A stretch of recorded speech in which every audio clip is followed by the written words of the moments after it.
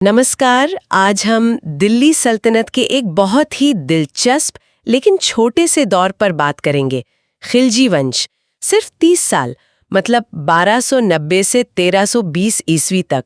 पर इन सालों में सल्तनत का नक्शा भी बदला और शासन का तरीका भी। बिल्कुल। इसे कई बार खिलजी क्रांति भी कहा जाता है। और ये सिर्फ इसलिए नहीं कि सत्ता बदली, इसने प्रशासन, अर्थव्यवस्था, यहाँ तक कि फौजी सोच में भी बड़े बदलाव लाए। हाँ, तो शुरुआत की जलालुद्दीन फिरोज खिलजी ने 1290 में किलोखरी को राजधानी बनाया। संस्थापक तो वही थे। जी, जलालुद्दीन 1290 से 96 तक। उनकी नीति थोड़ी कह सकते हैं नरम थी, खासकर पुराने तुर्की अमीरों को लेकर। और हस्तक्षेप जैसी। हाँ, लेकिन ईरानी फकीर सीधी मौला के मामले में तो क्रूरता भी दिखाई थी और मंगोलों से सख्ती से निपटे थे। सही कहा। पर असली मोड़ तो तब आया जब उनके अपने भतीजे और दामाद अलाउद्दीन, जो कड़ा मानिकपुर के सूबेदार थे, उन्होंने देवगिरी पर कामयाब हमला किया और लौटकर 1296 में जलालुद्दीन की हत्या कर दी। और यहीं से शुरू हुआ अलाउद्दीन का दौर। 1296 से 1316 उसने उपाधि भी ली सिकंदर-ए-सानी, मतलब दूसरा सिकंदर। हाँ, महत्वाकांक्षाएं बहुत बड़ी थीं। दुनिया जीतने और एक नया धर्म चलाने तक की सोच ली थी शुरू में। हालांकि दिल्ली के कोतवाल अलाउल मुल्क ने समझाया तो ये इरादे छोड़ दिए। लेकिन फौजी अभियान नहीं छोड़े।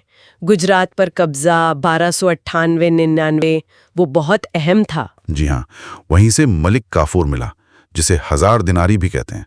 बहुत काबिल सेनापति साबित हुआ वो। फिर रणथंभौर 1301 में और चित्तौड़ 1303 में।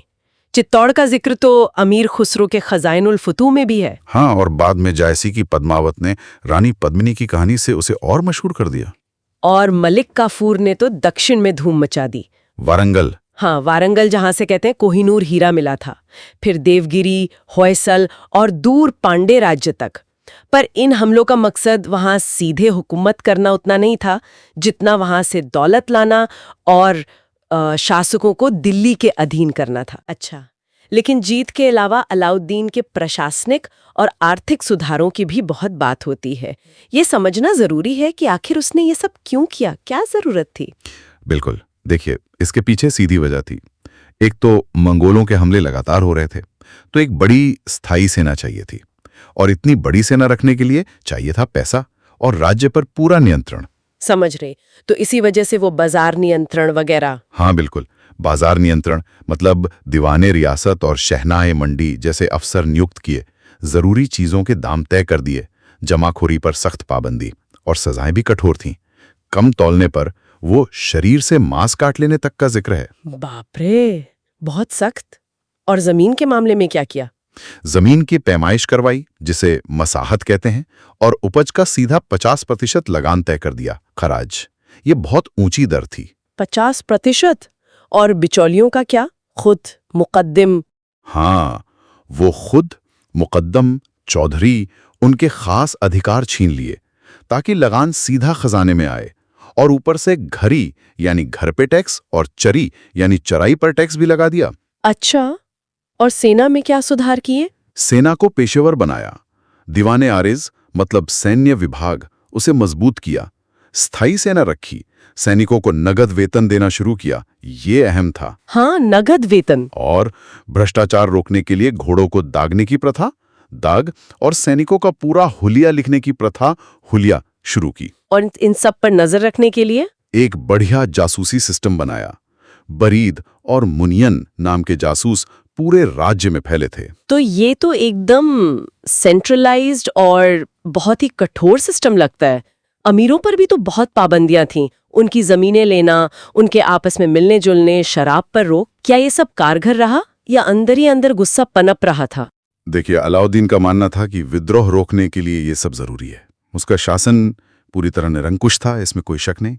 उसने दैवीय राज्यत्व सिद्धांत अपनाया, मतलब राजा ईश्वर का प्रतिनिधि है, और उपाधि भी ली, यामीन उल खिलाफत नासिरी अमीरुल मोमिनीन। अच्छा, इसका मतलब खलीफा का दाहिना हाथ, यानी उसे शासन का धार्मिक अधिकार भी है, भले ही वो उलेमा की सलाह माने या ना माने। और न्याय व्यवस्था तो बहुत सख्त थी, खासकर विद्रोहियों और बेईमान व्यापारियों के लिए। तो कुल मिलाकर अलाउद्दीन एक बहुत ही जटिल शख्सियत था। एक तरफ बेहद कामयाब कुशल प्रशासक जिसने सल्तनत को बचाया, मजबूत किया, तो दूसरी तरफ उतना ही क्रूर और निरंकुश। बिल्कुल। और शायद यही वजह है कि 1316 में उसकी मौत के बाद ही पूरा ढांचा ज्यादा दिन टिक नहीं पाया। मलिक काफूर का असर थोड़े दिन रहा, फिर अलाउद्दीन का बेटा मुबारक शाह खिलजी गद्दी पर बैठा। उसने तो खुद को खलीफा ही घोषित कर दिया था। हाँ, सुना है। फिर खुसरो शाह ने तख्ता पलट किया, लेकिन 1320 में गाजी मलिक, जो बाद में गयासुद्दीन तुगलक कहलाया, उसने उसे हराकर तुगलक वंश की नींव डाल दी। खिलजी वंश खत्म। तो ऐसा लगता है कि पूरा सिस्टम अलाउद्दीन की अपनी शख्सियत और उसकी सख्ती पर ही टिका हुआ था। उसके जाते ही बिखर गया। काफी हद तक यही लगता है। ये दिखाता है कि कैसे जो व्यवस्थाएं एक व्यक्ति की काबिलियत पर बहुत ज्यादा निर्भर करती हैं, वो अक्सर उसी के साथ कमजोर पड़ जाती हैं। अलाउद्दीन ने कंट्रोल तो जबरदस्त हासिल किया, पर शायद वो नींव उतनी मजबूत नहीं बना पाया कि उसके बाद भी चलती रहे। तो हमारे सुनने वालों के लिए यहाँ एक सोचने वाली बात ये निकलती है कि क्या बहुत ज्यादा सेंट्रलाइज्ड पावर और कठोर नियंत्रण, भले किसी खास वक्त में वो कामयाब और जरूरी लगे, क्या वो लंबे समय तक टिक सकते हैं, या फिर ऐसी व्यवस्थाएं आखिर में अपने ही वजन से ढह जाती हैं? इस पर जरूर सोचिएगा।